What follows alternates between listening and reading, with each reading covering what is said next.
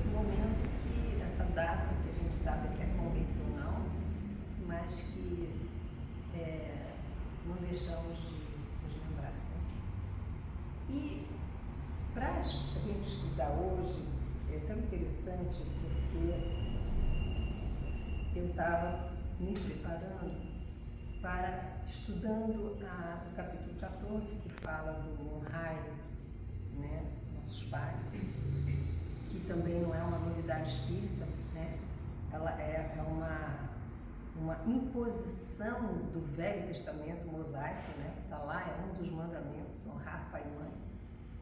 E de repente, folheando o Evangelho, eu me deparei com o capítulo 23, que é um dos capítulos que eu considero mais emblemáticos e difíceis de compreensão. Eu quero sugerir que vocês, ao voltarem para casa, não fiquem só com o que eu vou falar. Estudem esse capítulo 23. Ele tem muito a falar para nós, espíritas, e para nós cristãos mesmo. Esse capítulo, ele fala em 4 itens. Ele fala odiar os pais. Ele fala abandonar pai, mãe e filhos. Ele fala deixar os mortos o cuidado de enterrar seus mortos. E fala não vim trazer a paz, mas a divisão. E a gente pergunta assim, nossa, isso é Jesus falando com a gente, né? Tão antagônico aquele capítulo do honrar pai e mãe, daquele Jesus amoroso, né? Então, a gente precisa, como primeira reflexão, buscar quem é Lucas e quem é Mateus.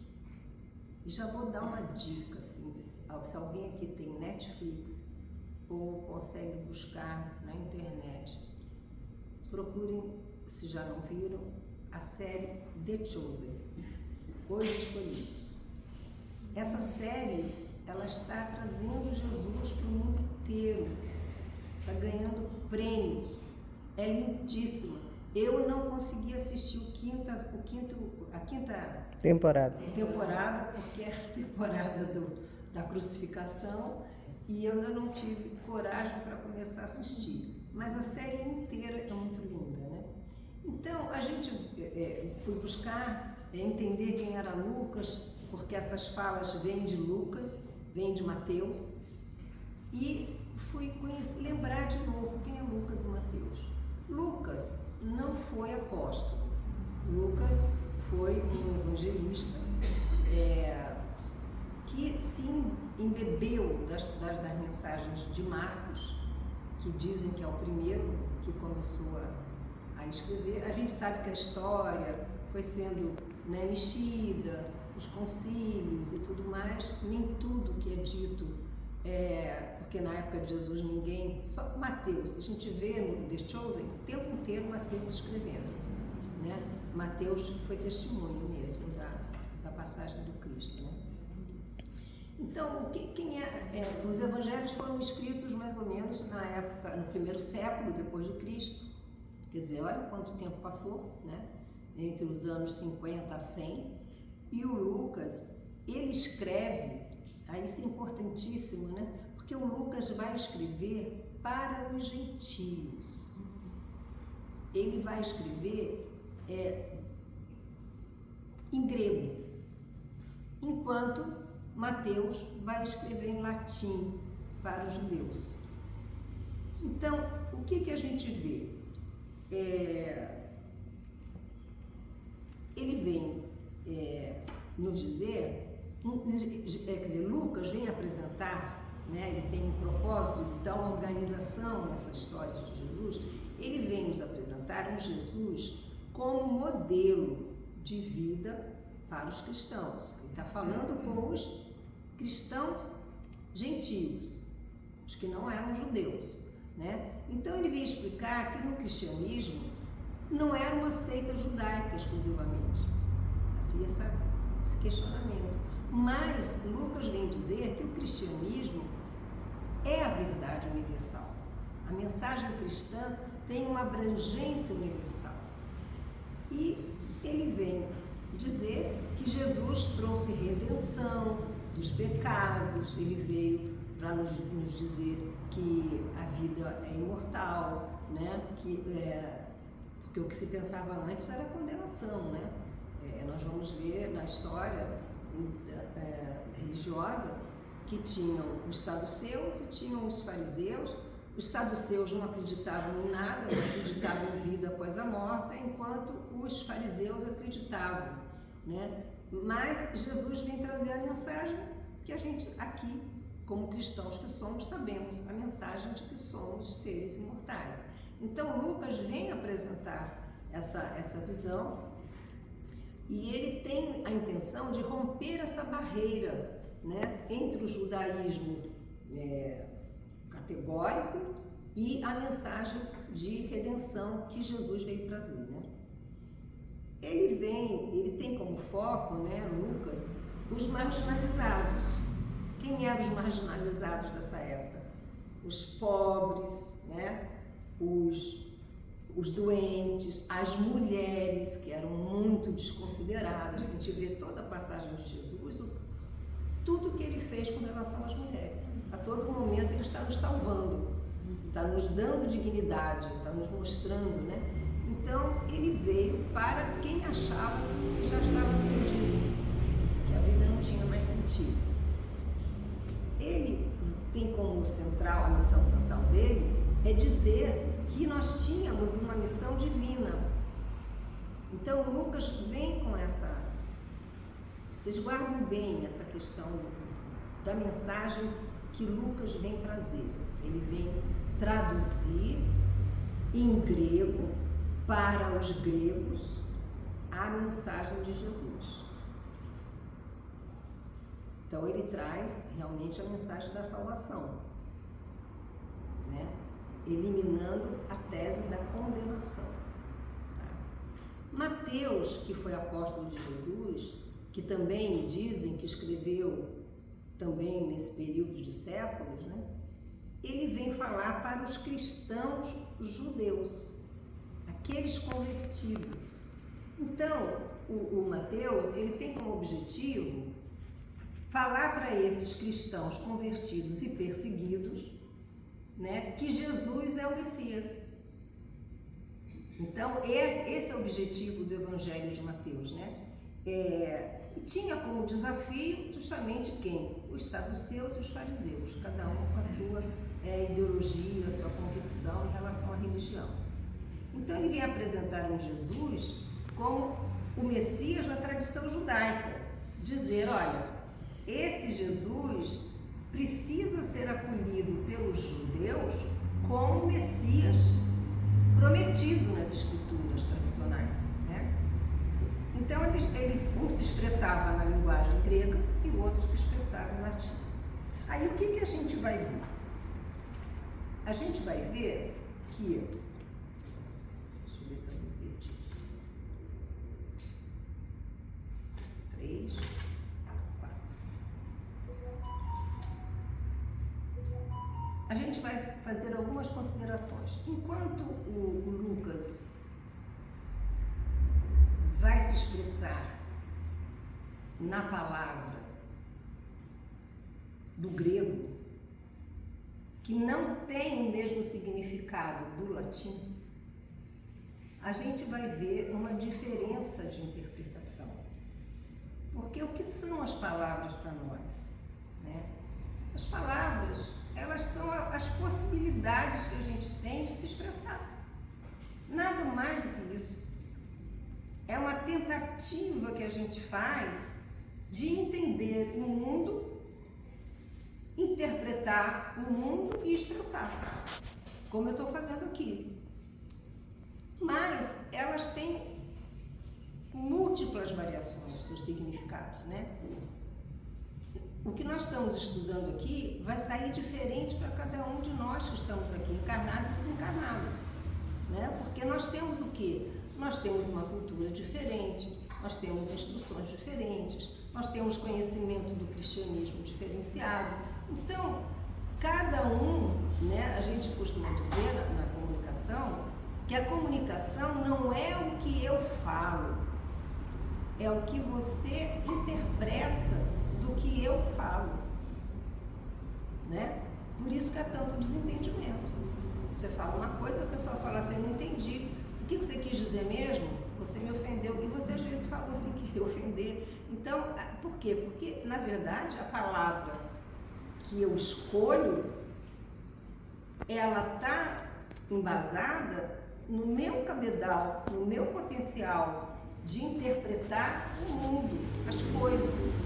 E cada um de nós vai recebê-la de acordo com a sua condição, a sua cosmovisão, a sua ideologia, os seus estudos, a sua compreensão do Evangelho, a sua compreensão de quem foi Jesus. Cada um de nós aqui tem um Jesus diferente dentro de si.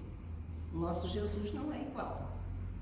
As nossas crenças, embora a gente estude, né, elas não são as mesmas. Cada um de nós tem a sua verdade. Então, nós estamos vivendo um mundo hoje onde a verdade todo mundo acha que detém. Mas eu vou dizer uma coisa hoje. A realidade como fato, ela não existe. Vocês já ouviram alguém falar isso? A gente não tem muito tempo, mas eu poderia dizer assim para cada um de vocês sem se mexer. Qual é a realidade que você está vendo agora? Cada um vai ter a sua visão de realidade. Se eu falar assim, olha para o lado, olha para lá, a nossa realidade vai mudar. Então a realidade, ela existe no foco em que a gente põe a nossa intenção. Tá?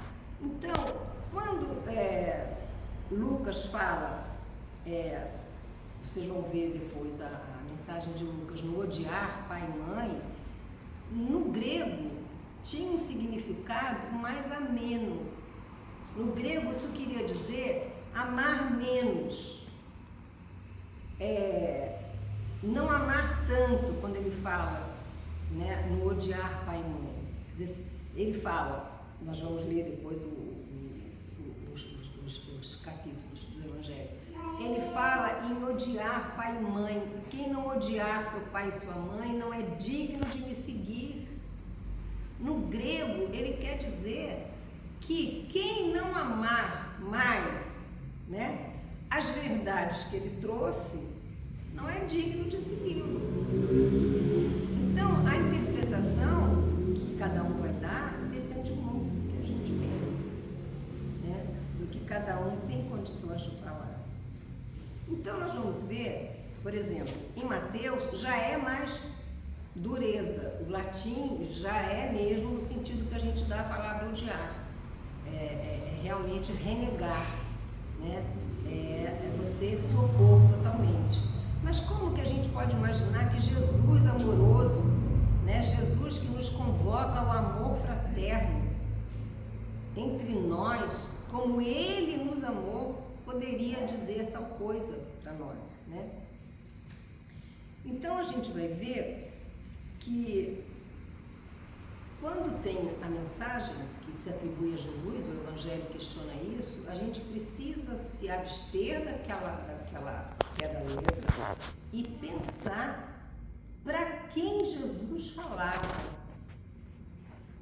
Porque se aquelas palavras são verdadeiras, realmente, a gente sabe que o Evangelho foi enxuto, né, foi traduzido, coisas do hebraico, do aramaico, dessas línguas antigas, se aquelas palavras permanecem até hoje, é porque elas são importantes.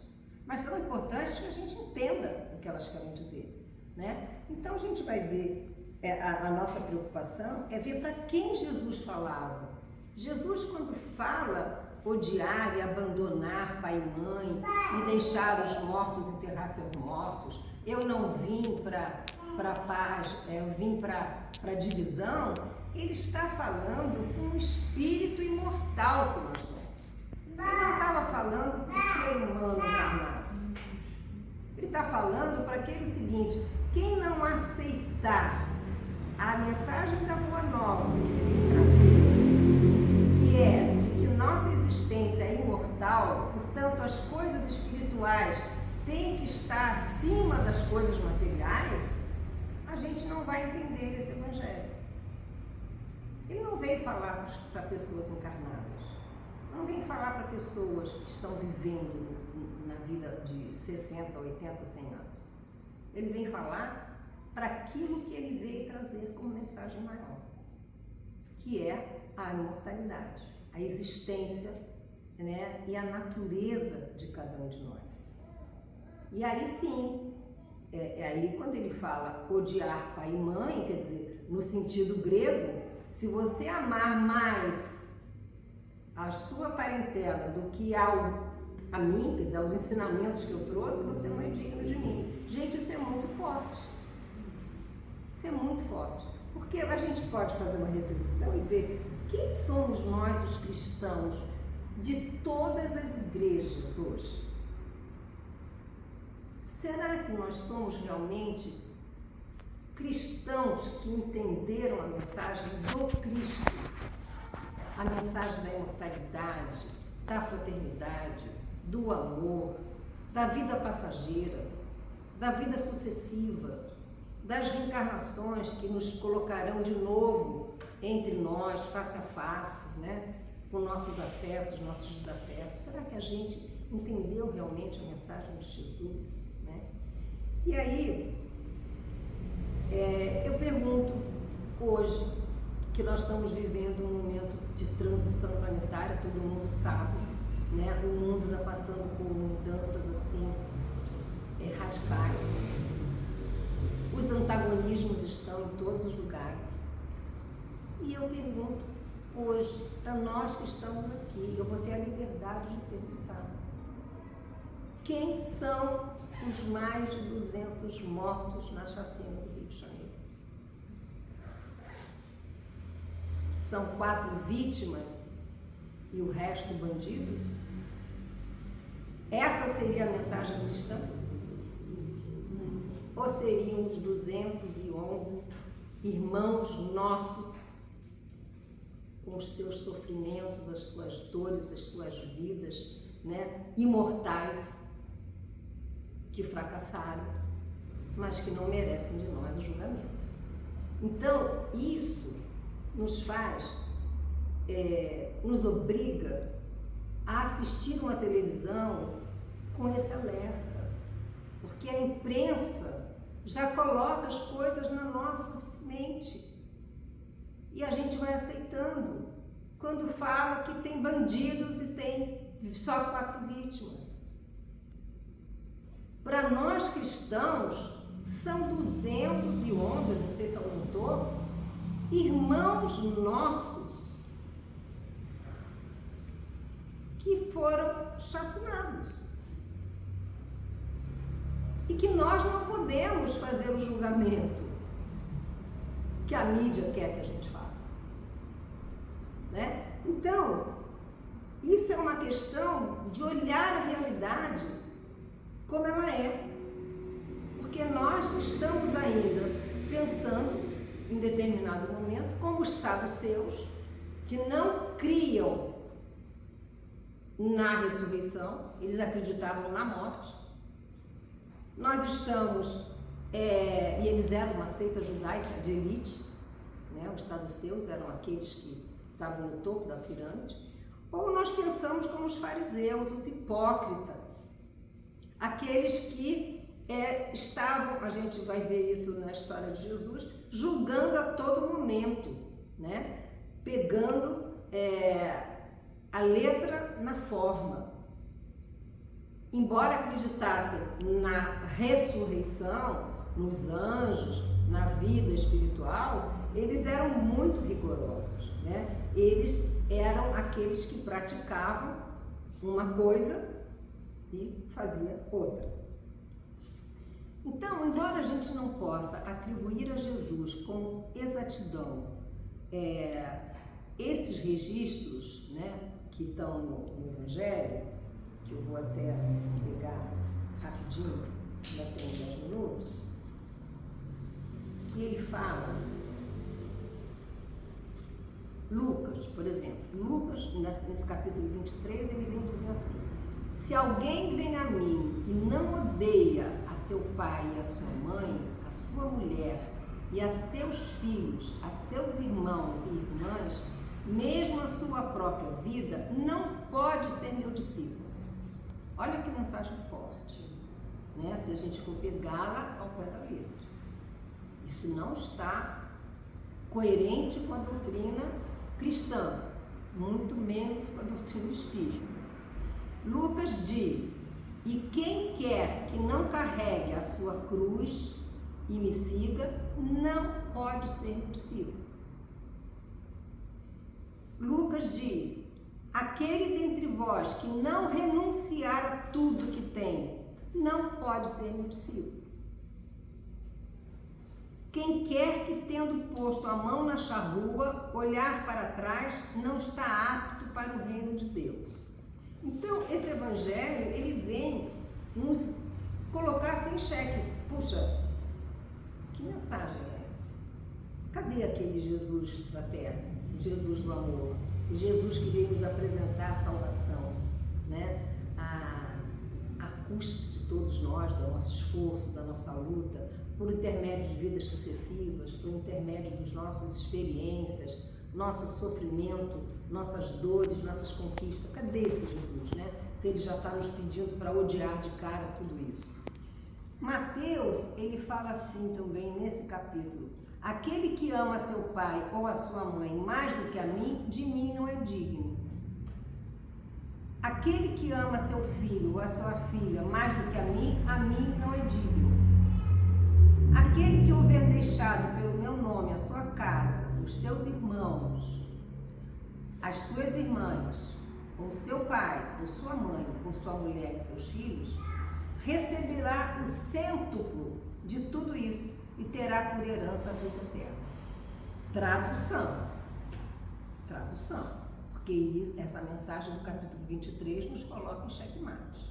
Esse não é o Jesus modelo e guia das nossas vidas.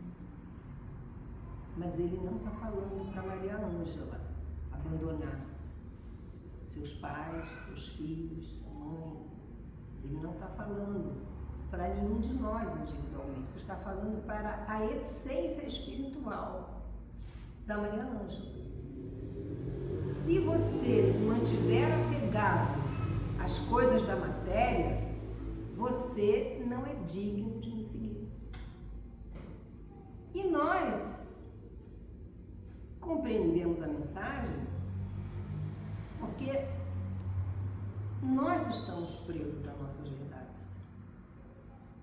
É muito difícil realmente a gente entender a mensagem de Jesus nessa amplitude que ele quer dizer nesse capítulo, né?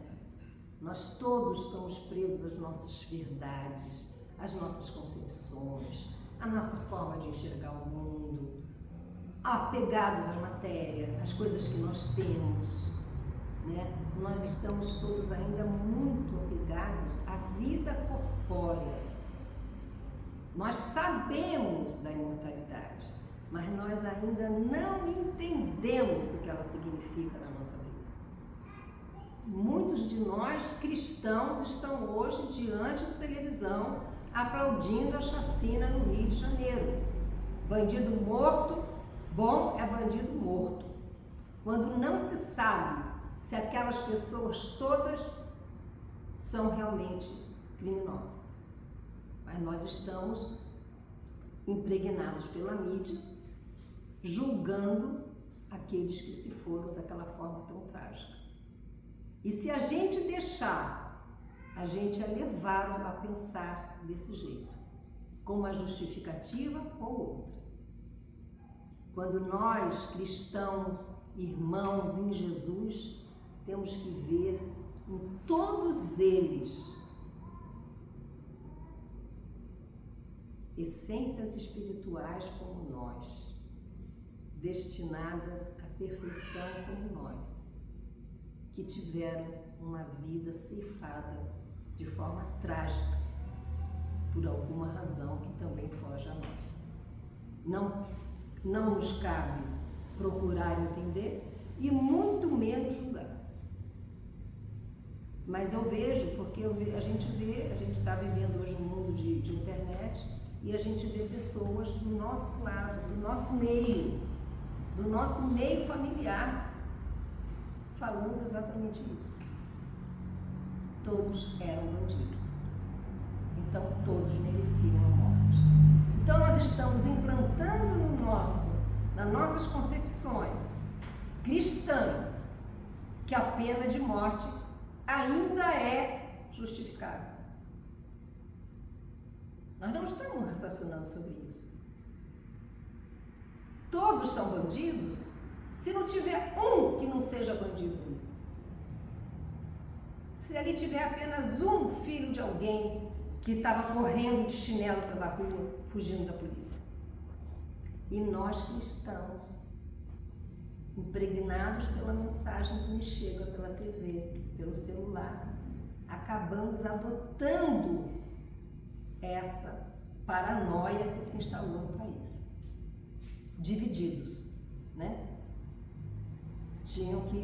Tem que ser assim, quando a gente não pode, como cristão. A mensagem do Cristo não é essa.